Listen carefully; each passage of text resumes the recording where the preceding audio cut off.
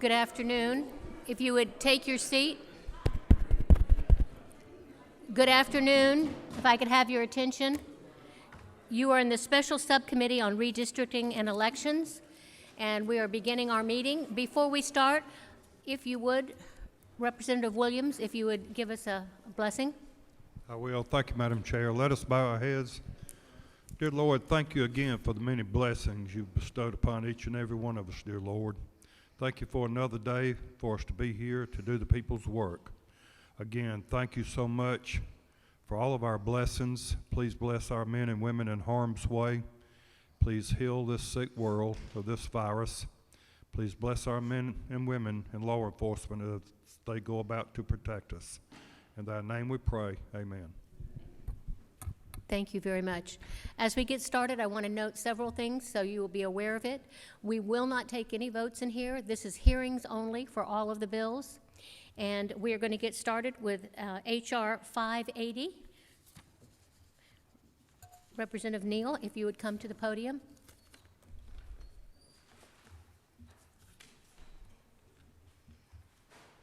I would ask that everyone please be brief and succinct and try not to repeat everything that's been said before. We do have people signed up, and we have a number of issues to address, and we have another meeting following this one. Thank you. Please go ahead.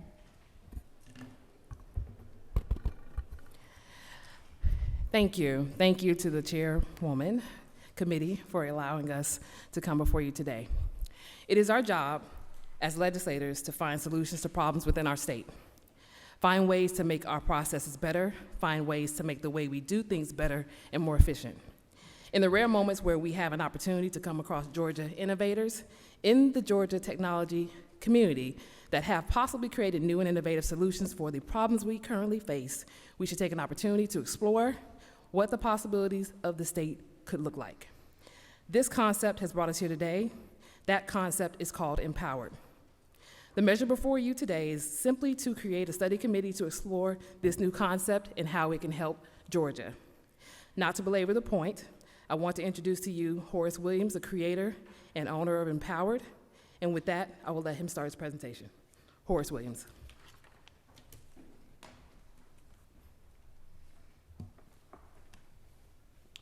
Good afternoon, everyone.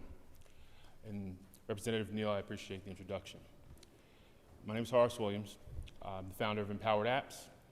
And today, I want everyone to consider the possibility of a simpler process regarding civic participation and participation within the processes that govern us for the constituents of the state. I'm a technologist by trade. Used to work at Oracle as a director of UX over social analytics. And I'm a son of a lobbyist of 40 years from New York City. I have a distinct perspective on these things, and I've worked in the space for 7 years here in Georgia. I've gotten an accolade, but I've also gotten an in-depth look at the problems that occur as a result of the complexities of the systems that exist. What I've done is taken the time to look at what really is the underlying problem regarding people's ability to participate effectively, but also in a means that makes the processes that you all have put in place more efficient. The technology I'm offering is not only a consolidation of government organization activities, elected leader engagement, voter enablement, and so on for the state of Georgia. But I've also built it in a capacity that allows counties, cities, community organizations, homeowners associations, even student government associations, to have a single framework to identify how they can participate, then also facilitate that participation. I know everyone has a lot of questions, or maybe you don't. But hopefully the booklet addresses some of those things, and obviously I'm here to address them as well. But in closing, my hope is that you will see today, at minimum, an opportunity for us to work together, leveraging the foundation and the ideologies that I've put forward here today, and the experiences that you all have representing the constituency and their issues to the best of your ability, and collaborate around a solution that ultimately makes it easier for the people in the state to be engaged, while inherently creating a more efficient process in the back end that enables you all to serve the people that you represent to the best of your capacity.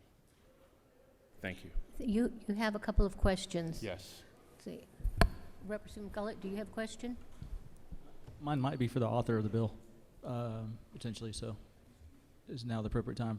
Okay, yeah, thank you. Okay. So, All right, we have a couple other questions. okay, she's up there, I can ask. So, it looks like an intriguing application, there's no doubt. I'm in IT also, and what I don't understand is this, there's a cost to the state for this, right? This is not something you're offering for free. Well, yes. So So is this a bill that's doing a study committee in order for a specific vendor application to determine if that's something for the state to purchase? Is that what this is, like a procurement type of study committee? Is this the app that we want to buy? Well, I think when it comes to trying to make those decisions, I guess that's the point of the study committee, to kind of see and work through what that would look like. So if that is the case, then yes. But go ahead. Yes, Are there other applications? So voter engagement, this looks like a good app. I'm not either way on the app, but Yeah.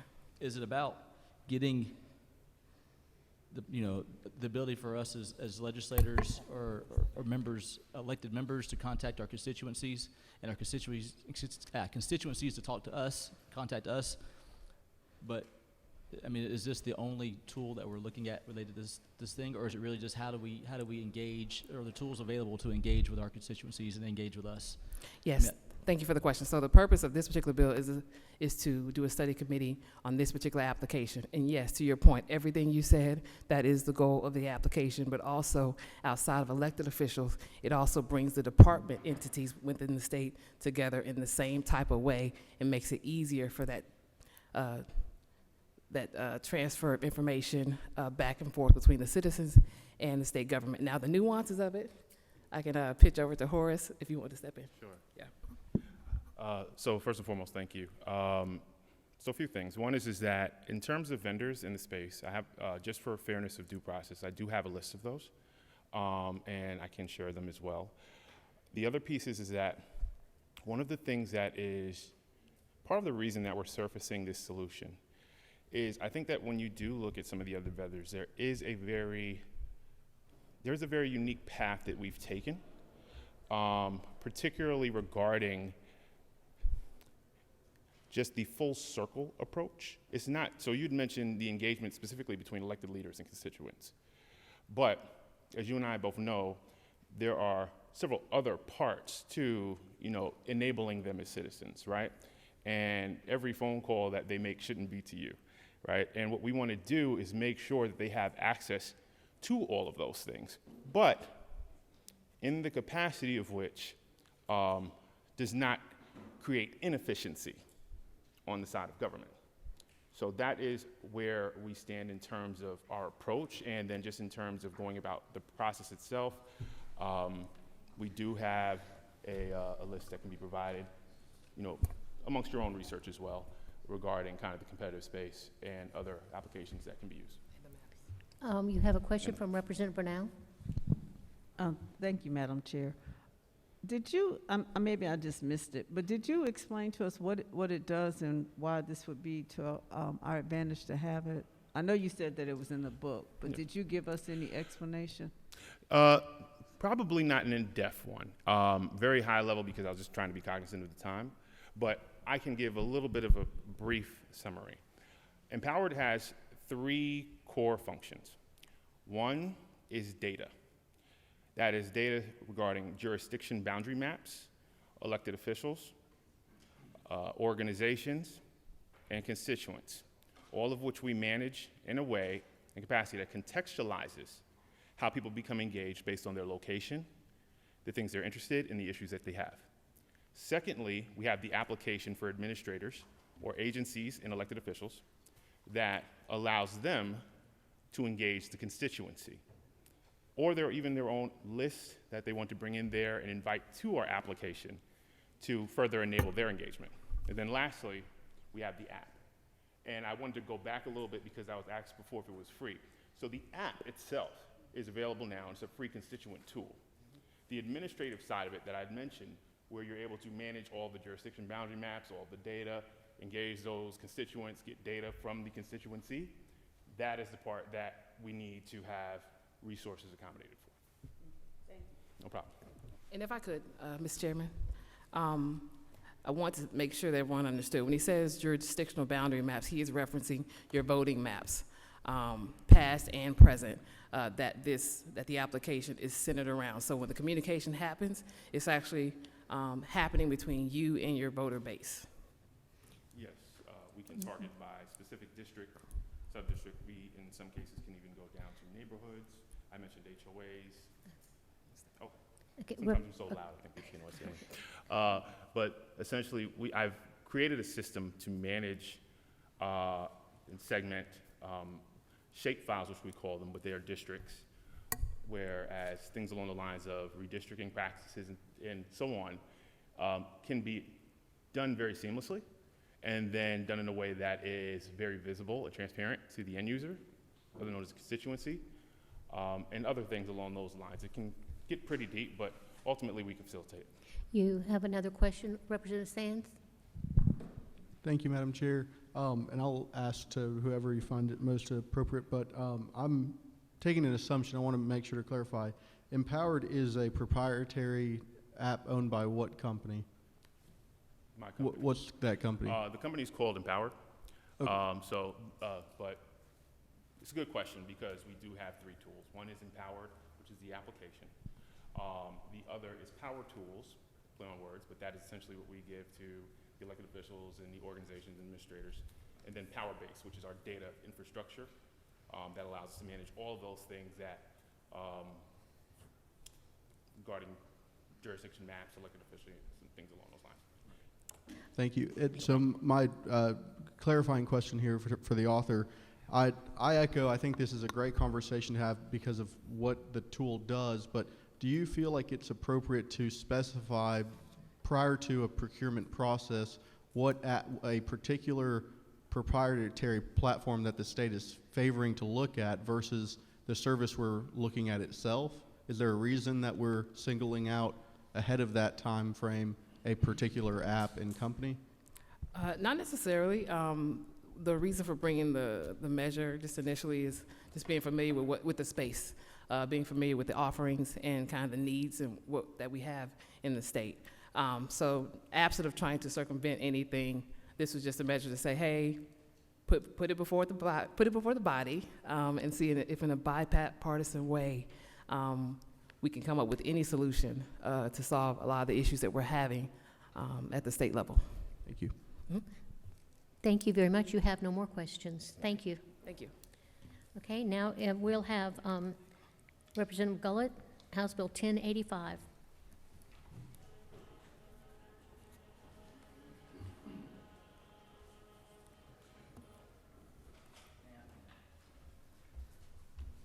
Thank you, Madam Chair. This is House Bill 1085. I'll give you the LC number. It hasn't changed. It's LC 280401.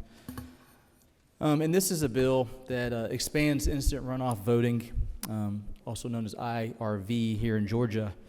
As you might recall, SB 202 already provided that IRV be used in military and overseas voting. And what this bill is doing is expanding it to the municipal elections if the municipalities choose and opt in. And they opt in by conducting by passing an ordinance in their cities. The ordinance must be adopted 180 days prior to the election. So the problem with elections sometimes are, especially in cities, my city in Hiram, which I represent, they have an election and they don't want to pay for a runoff, so they do an election of plurality, meaning potentially someone with 30% of the vote could win, or 35% of the vote could win, not majority. And so they don't do runoffs. And so theoretically, you have a city council member who got 32% of the vote, who's now a city council member. It could be that they would have won. It also could have been that, 68% where people were against them. And so what this would do, would it go through multiple rounds, tabulated at one time. So you vote for your first choice, your second choice, your third choice, your fourth choice, and that's how it exhausts. So it's all at one time. It's basically an instant runoff at that point, and someone will win with a majority rather than a plurality. So maybe you might not be someone's first choice, but you might be their second choice, and overall you win that election. And I think this has been done in a number of states already. Utah is a great example. And in Utah, 99% goes to the top two candidates. So 99% of the people who won were the top two candidates in the very first one, if it does go to another round. So it's not like the third round, or the third choice is often winning in the evidence that we have before us. But that's the gist of the bill. I'm happy to answer any questions. And if you haven't seen, we also have an example of what that would look like. That's an important part, I think, to this. If I haven't gotten it to you, I'll get it to you. But again, this is just expanding it. It's already allowed as per SB 202 for military and overseas voting. You do have a question, Representative Thames? Thank you for bringing this forward. Would it be fair to say that this would put local governments in a position to save a considerable amount of time and funding for the runoff? Yeah, absolutely. I think somewhere I was reading there were, in 2021, there were 28 municipal runoff elections here in Georgia. That's 28 cities who paid for another election. Oftentimes, the city of Atlanta just had one for their mayor. I think it was well over, $1 million, maybe multiple millions of dollars to have that election. This would save that for them. Okay, I don't see any other members that have a question, but we have several people that would like to speak to the bill. Let's see, Chris Coughlin, if you would come up to the podium, please.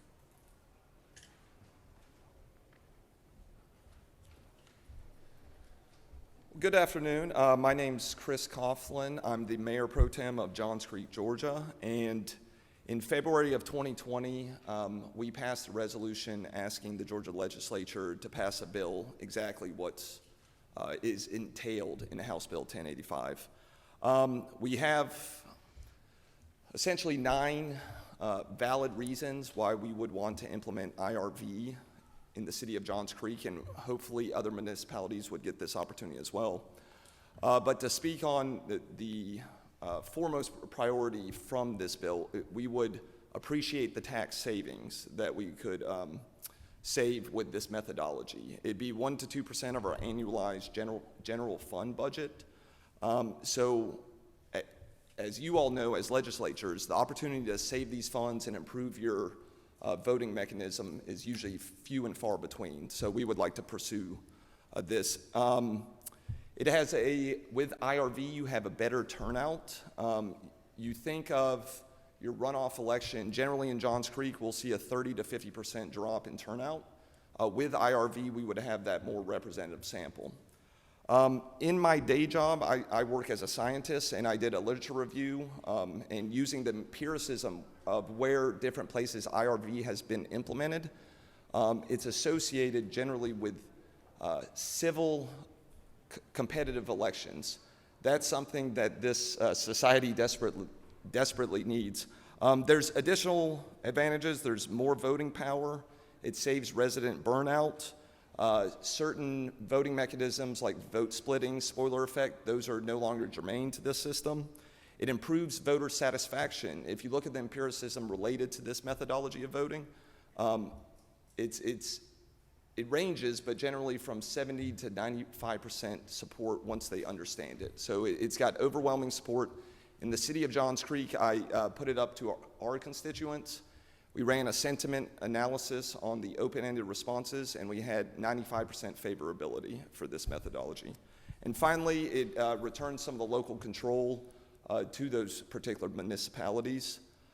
So those are the major advantages. The one disadvantage that we've recognized is it would be a formal one-time communications campaign where we'd have to go out and educate the voters about the change. But besides that, there are no real clear disadvantages with a myriad of advantages with this bill. Thank you very much for sharing. Thank you. Tom Gill, I believe you're next.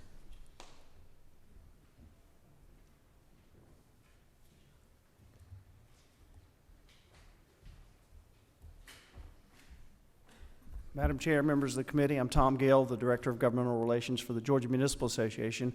We appreciate Representative Gullett bringing this bill. It will potentially result in cost savings, and it is also flexible for the local governments which choose to adopt this method of voting.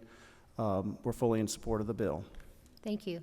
Thank you, Madam Chair. We have several people that want to speak to a couple of bills, so we'll start with Marilyn Marks. If you'd address your comments, come to the podium. Yes, I'm speaking by Zoom. Okay, great. Go right ahead. All right. Thank you very much, Madam Chair, for this opportunity to speak. I'm a victim of instant runoff voting. I ran for mayor of Aspen in Colorado some years ago, and actually it started my work in election reform. And I am with Coalition for Good Governance, nonprofit, non-partisan organization. I would just like to add words of extreme caution here. That there are many good things that seem to sound very good about the philosophy here, but I would urge that this start with a small pilot project, maybe with a municipality of 10,000 or under. What has been learned about instant runoff voting is it is almost impossible, virtually impossible to audit. It is a very difficult, non-transparent type of counting that citizens are not happy with once they try to figure out who won. It doesn't work well at all when you are trying to do a multiple seat race in a city council race. What happened in Aspen was that no one won. The math got so complicated that none of the candidates exceeded the minimum threshold, and they ended up just having to choose two candidates who had the leading number of votes that nobody understood how they got them. And those two guys got the city council seats. I was not running in city council, so that so I'm not really speaking with bias there.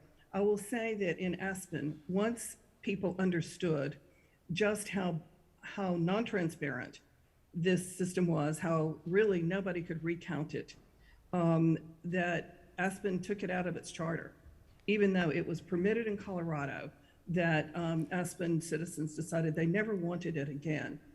Thank you very much for sharing your thoughts with us. We are on a time constraint. Thank you. Okay.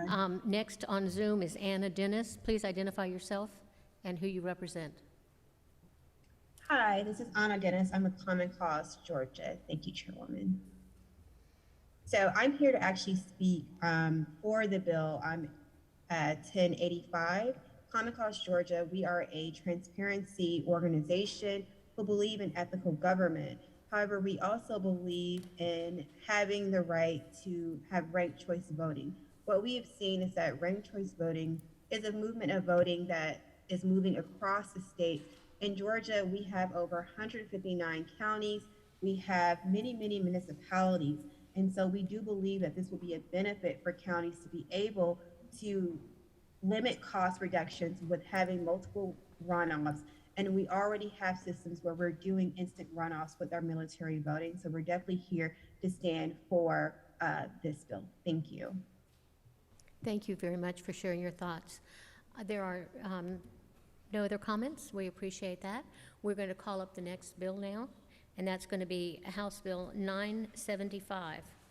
Representative Mitchell.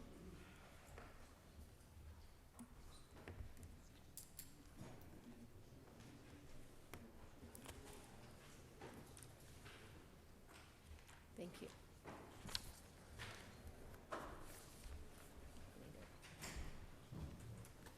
Thank you, Madam Chair. Today I bring to you House Bill 975, which is LC 280398. And what this bill does, I was asked to bring it by the probate judges. What this bill does would give a probate judge who is still conducting elections in their county the opportunity to step down and no longer serve as the election superintendent. There's 29 counties left in the state of Georgia that still, the probate judge still conducts elections. I have a signature by all 29 of those judges that are asking for the authority to step down if they choose to do so. If they step down, then it would be up to the county governing authority to create a board of elections, at which time they would then conduct the elections and the probate judge would be relieved of their duties. You do have a question? Yes. Representative Thames? Thank you, Representative Scoggins, for Yes, sir. and I know you have a good bit of experience. Were you? I know you were a probate judge, correct? But did your county have elections, or do you have elections I responsibility? did for one election, and then I gave that up through a local legislation, and a board was created back in 1992 when I was serving.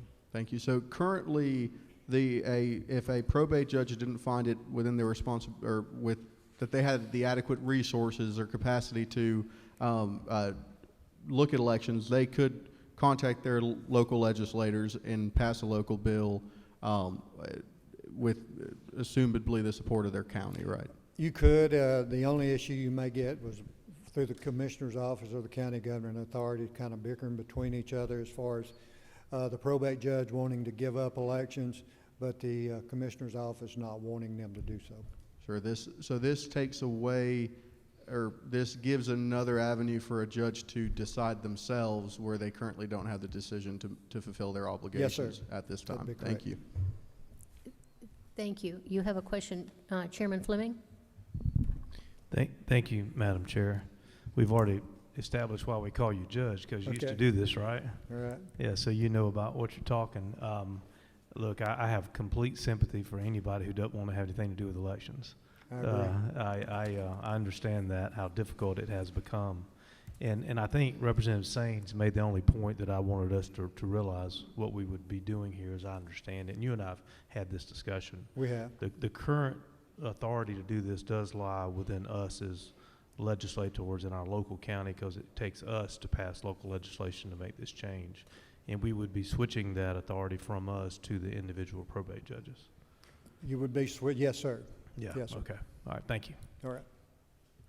Representative Burnell? Thank you, Madam Chair. What additional costs would this be for the counties?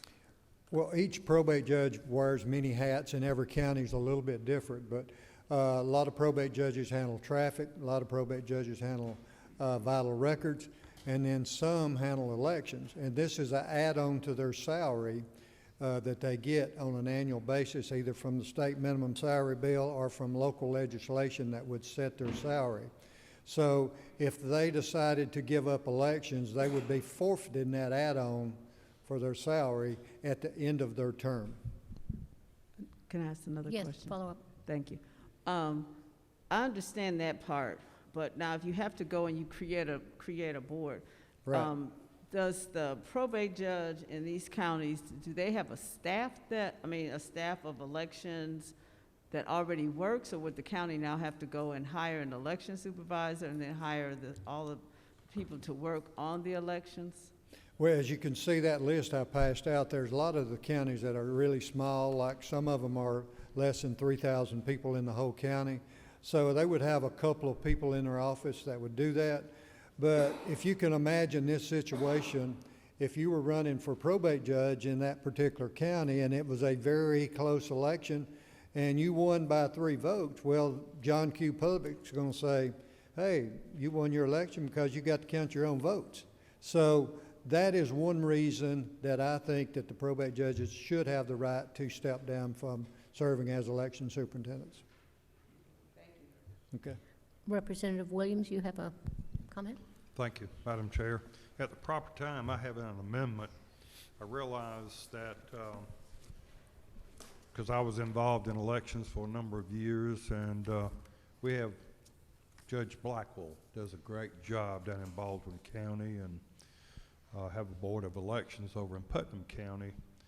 But I know there's extra pay, what you mentioned, that goes on. So the amendment I had was at the proper time to introduce that so that the add-on would stop at the end of that probate judge's term. Yes, sir. Right.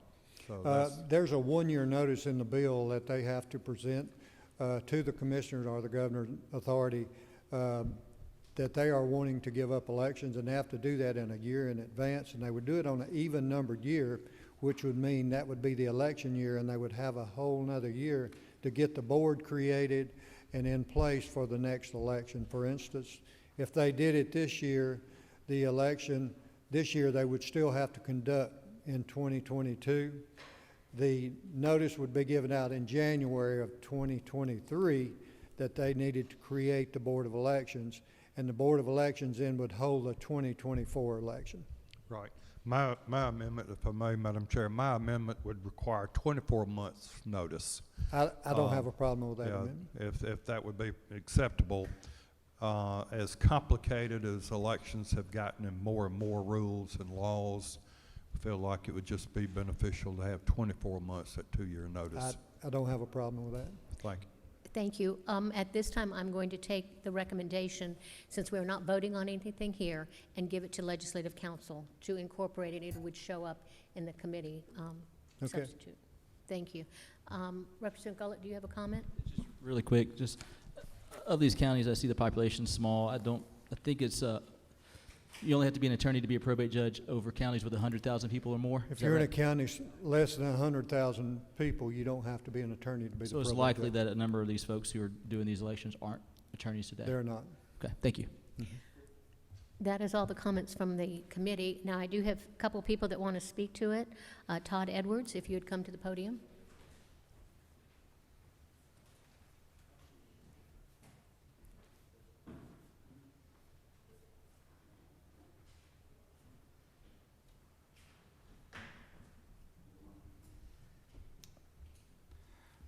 Good day, Madam Chair, members of the committee. I'm Todd Edwards with the Association County Commissioners of Georgia. You're correct. We have about 30 counties in the state of Georgia where the probate serves as the election and superintendent. Usually these are small, rural counties, but there are a couple of medium counties in the mix. ACCG opposes this legislation as it would force these counties to expend additional dollars to set up an elections board superintendent. Many of these counties are already struggling and will be hard-pressed to find the necessary funds to do so. We feel that the current system is working just fine. It was mentioned earlier where probate judges and their local legislative delegation can work through the local acts, the legislative process to change the responsibilities of elections, and we'd like to see it continue going that way. Should this committee and the General Assembly ultimately choose to move forward with this bill, it was brought up through the proposed amendment, we would like to ensure that the supplement for handling elections end at the time that a probate judge's elections responsibilities end. And with that, Madam Chair, I feel I've been brief, but I'd like to please call up our General Counsel, Mr. Larry Ramsey, to explain that process Please or some come of the forward. issues we see. Thank you. Thank you, Madam Chair. Larry Ramsey with ACCG as well. To the point that's been discussed some, and as Judge Scoggins already talked about, there is a constitutional component to this about the supplement, that the supplement for elections or any other supplement can't be taken away during the current term of office. So the bill as proposed would set up the potential structure where, use the example that someone is elected in 2022, this fall, and they choose to drop the election responsibility beginning in 2024. In addition to the other expenses that Todd talked about, the county would be required to keep paying the probate judge the supplement for running elections for 2 years when they're not actually running elections. I don't know that there's an easy fix. It might be that the notice period would be part of the way to deal with that issue. But again, we do have a concern about the continuing to pay for something that a probate judge has chosen to stop providing. So. Thank you. Thank you for bringing that.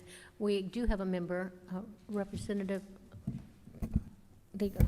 Minor. Go right ahead. Thank you, Madam Chair. The question is for ACCG. Just based on what Representative Scroggins said about the judges counting their own votes during an election, that can be problematic. Do you have another suggestion for that?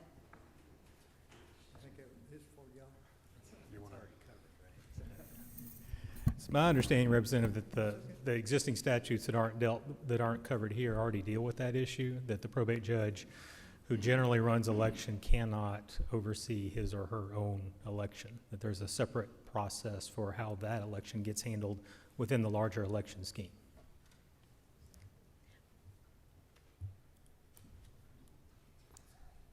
Representative Brunel? Thank you, Madam Chair. I just have one other question for the author. Why is this a problem now, or why is it a concern that you all want to make this change? Well, it's not that I'm wanting to make the change. I'm just presenting this on behalf of the probate judges that do want to give up elections. If you can imagine the last 4 years, what the election superintendents in every county have been through with recounts and all those types of things. And so that's the reason. I can't blame them for really wanting to give up elections. I wouldn't want to be the election superintendent and be elected in my county. And that's the reason they really want to give up that authority. As I mentioned, the probate judges do several different things and have different jobs. And if you are a custodian of vital records in your county, you could go in tomorrow and say, I no longer want to serve as custodian of those vital records. Then it would fall on the county commissioners to create someone else to be the custodian. Most of the time it goes to the health department in that particular county, which means that county would have to fund that also. So, and they would be given, the probate judge would be giving up those funds that they receive for custodian of vital records. So it's just something that they're passionate about, and I wanted to give them that ability to do so if we could. Okay. We do have someone online. Marilyn Marks on Zoom. Again, we need to be brief. If you would, please be to the point. Okay, thank you very much, Madam Chair. We at Coalition for Good Governance do a lot of work in Georgia elections, including small counties, and very much understand the need for some of the probate judges to be able to rely on others to do election work, and therefore very much support the bill, but would also love to see the sponsors consider really making this the new model, so that as probate judges resign or retire, that this becomes the model rather than burdening new probate judges with the complexities of Georgia's election system. So we would very much support it, but I would add that in the bill right now, it says that the nominations should come from the political parties, which we think is certainly appropriate, but it does not state whether you are talking about the state political party or the county political party, if there is one. And we would definitely recommend that it be first to the county political committee if there is one, and if there is not a local committee, only then should it go to the state political party. Okay, Madam Chair, I can respond to that. Go right ahead, thank you. Okay, the bill really gives the authority to the county government authority to create the Board of Elections how they choose to do so.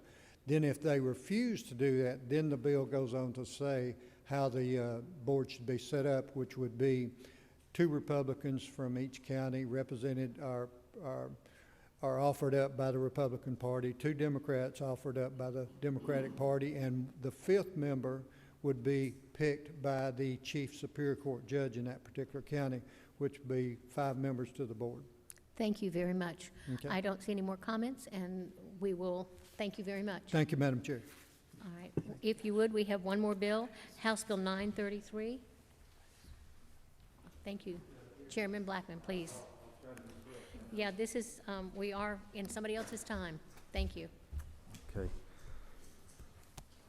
Thank you, Madam Chair, members of the committee. Had an awful lot of discussions. Well, bring before you, House Bill 933, ballot inspection bill. Had a lot of discussions about some of the best ways to inspire confidence in elections, and transparency bubbles up as one of the very top, if not the top, ways to do that. So if you look back, we installed the paper ballot back up some years back, and then last year we made ballot images subject to open records. And this bill would actually make the ballots themselves a matter of public record. so subject to inspection by the public. This is utilized in other states successfully, actually. Some of the little particulars of this bill, that it is subject to a reasonable charge by local election officials. It would be used typically in instances where issues with the images themselves are being questioned, and the actual person inspecting the ballots may not handle the ballots themselves. Only by an elected official would those be handled and shown to the person requesting inspection. Certainly have had a number of suggestions have been brought up, and I actually had a substitute crafted that would incorporate some of those suggestions, being that we would move the jurisdiction entirely to elections. A lot of times now I understand that physically the jurisdiction, that the jurisdiction is under the courts, but that physically those ballots are still retained in the Board of Elections office. So this would kind of, right that a little bit and reinforce some protections for our election officials, and then put some time constraints around when this could happen and how, it would take place. So I would submit that some of those concerns that, keep in mind what's best for the voters. And I think what we should worry about is not more transparency. We should be worried about less transparency. And this bill is about creating more transparency. And I would just appeal to the wisdom, really the collective wisdom of the committee for any suggestions or how we might improve this. I think it is a relatively new concept for Georgia. But I do think that it could benefit our voters and our state. You do have a couple of questions. Representative Brunel? Again, be brief and to the point. Thank you, Madam Chair. So with that, I'll just kind of combine the questions that I have. I want to know, do the election supervisors support this bill? Does ACCG support the bill? And the part about it's a possibility it could delay the certification of elections by creating, ballots would just be reviewed over and over again. And also budget, who would pay for this? Thank you. Well, to answer your last question, a reasonable charge may be asked of the requester. So whoever may want to look at those, I think you'd have to ask the supervisors and ACCG themselves. They can probably answer that question, and I would not be in a position to do that. And I think lastly, I would just say overall, aren't we really looking for the correct person to be elected to office? So if in fact there is an error or something is wrong, then and obviously we want to be able to correct this, whether in whatever time frame we could. So part of the transparency of this is to give confidence, but it's obviously we want to get it right, and at the same time be sensitive to some of the issues that have been brought up, as I mentioned earlier. Go right ahead. I'm not sure if you answered the question. Are any election supervisors in support of the bill? Have you talked to them? Well, that's why I said you would have to ask the supervisors or ACCG whether or not they're in support of the bill or not. Thank you. I don't see any more members, but I do have several that would like to speak to the bill. If you would come forward, Vazu Abraham, please come forward. Again, be succinct and to the point. Sure. Thank you. Thank you. Thank you, Chair Taylor, esteemed members of the subcommittee. My name is Vasu Abhiraman, Senior Policy Counsel with the ACLU of Georgia, also a Georgia native, and I've been a poll worker or an election worker at least 6 times over the last 2 years. We believe responsible elections policymaking should be grounded in the reality of our election system. We heard Chair Fleming and some others earlier mention that people don't want to be a part of this system. The reality is that there's no staff, there's no money, there's no time left in this system. You can look around at job postings across our state, and you will see an unholy trinity being offered of low pay, long hours, nights and weekends, and a maelstrom of misinformation at best, and at worst, threats of political violence. This bill threatens to divert resources that don't actually exist to an end that we don't believe is fully justified. I mean, imagine if small businesses in our state were struggling the way elections offices were. we would ask, would you consider a bill to open up small businesses in our state to IRS-style audits that could be launched by untrained members of the public? We do understand that there may be a good faith intent behind this bill, but if we're grounding elections policymaking in the reality of our current system, we would not be advancing this kind of bill. Now, if this bill were to advance, we do have recommendations to possibly make it better, creating a limit on the potential number of requests to inspect ballots and records, restricting who is allowed to inspect these ballots, just like we restrict who is allowed to launch a voter challenge in each different county, restrict the number of times a single entity is allowed to inspect ballots, provide limitations around timing, perhaps keeping these ballots from being inspected within 45 days of a given election, and so forth. We have a lot of recommendations there, but our core recommendation here, with what elections officers are already facing, implementing SB 202 and SEB rules, a new voter registration system called Jarvis, which we do support, but we know there'll be resources that go into that, and redistricting configuration, among other things. Elections offices are dealing with enough in our state. Small rural counties may be hit the hardest. We just have limited resources in our system. Let us ground ourselves in the reality of our current election system and understand that this policy would be implemented within that current reality. And with that, we advise you not to advance this bill and instead to think of ways to make the lives of our hardworking elections officials easier and not harder. I yield for any questions. You don't have any questions. Thank you very much for sharing with us. Okay, Cindy Battles, if you would come to the podium.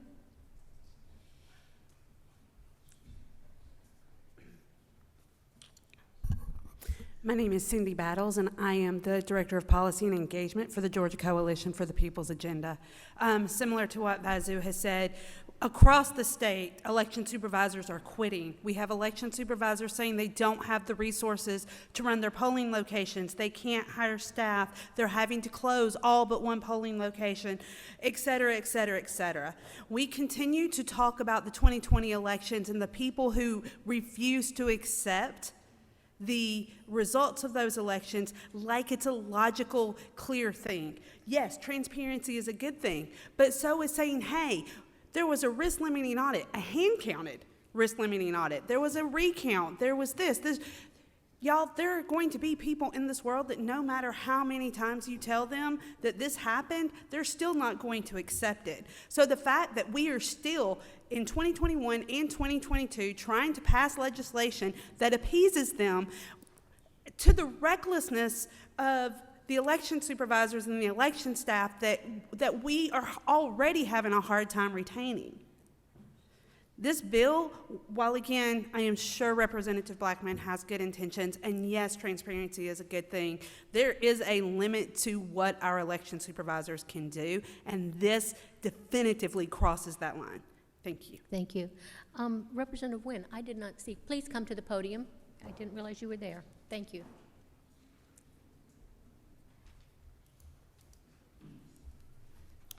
Thank you, Madam Chair. First, I want to thank Chairman Blackman for being open to having conversations about this legislation. I think it's incredibly important when we are drafting and attempting to implement legislation, we always consider the unintended consequences of what that would look like. So I did take the time to talk with the Secretary of State's office in Colorado. They have similar provisions, and they took a look at their bill, and they took a look at what they have passed in their state. Now, I want to share some top-line things with you. So one, the distinct difference between Colorado and our particular bill, this version of it, is Colorado distinctly limits the time limit. It can only occur after all counting, all audits, all certification, and all challenges are completed. And this is critically important because we do not want this to be used as a tactic to delay certification of elections. Two, what Colorado also shared with me is this is extremely cumbersome on our local election boards. So when you think about what they have to do in order to fulfill this request, they have to actually go through ballot by ballot to redact any information that should be kept private. And that means pulling off their staff members and giving them this task. It could require months of work just to be able to get to the point where those ballots are protected and that private information is protected. So I have some top line suggestions that I think we should consider as a committee. One is to limit the time limit and make it very clear that it should only take place after elections are certified, and perhaps putting on a time limit. I think the suggestion that we heard before was 45 days, but even considering 60 days.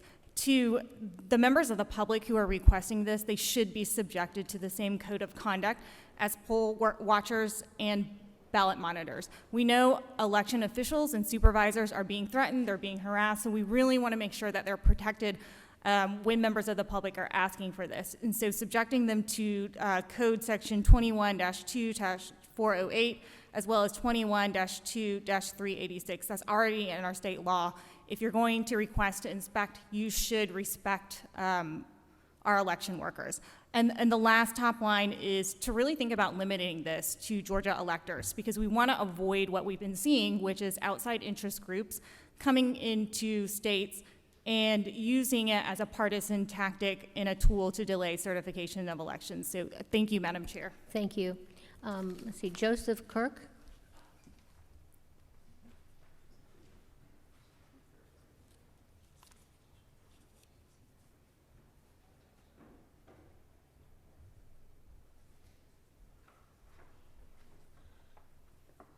Thank you very much, and I'll be brief. My name is Joseph Kirk. I am the election supervisor for Bartow County, Georgia. I also serve as the secretary for the Georgia Association of Voter Registrars and Election Officials on multiple election task forces, but the opinions I share with you today are my own. I come before you to speak in opposition to 933 as it's currently written. I personally think that removing the seal from those records under the court supervision is a mistake and unwise.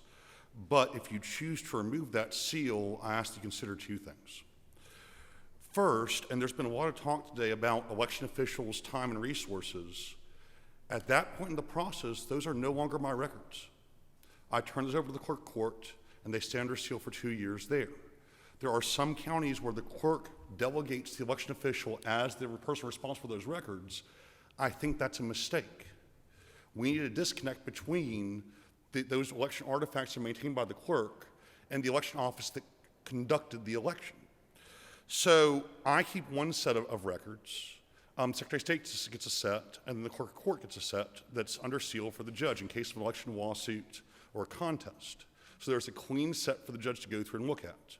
That is where the ballots end up. That is where the absentee ballot oath envelopes end up. I sleep better at night knowing that there's a set of records that I have no access to, that I can amend, destroy, or tamper with, and that is one less thing I can be accused of doing because I physically don't have access. And then later on, if you want to compare, the judge wants to compare those records with the records I maintain, they can. But I do not have access to those records, and I think that that election officials having those records is a mistake in the long term. The other thing is that those, like I said, those records are under seal, so the judge has a clean set of records to go to. I have never heard of somebody going down and requesting to see a murder weapon as a public record.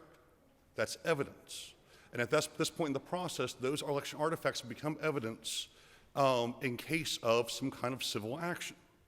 So, I really think that if you choose to go down that path, if you want to make those records public, and there's more to this than just the ballots, there's other things that are under seal that you're opening up to public inspection, there needs to be strict chain of custody in place, similar to legal proceedings. At the minimum, you know who touched the records, why they touched them, when they touched them, who was present.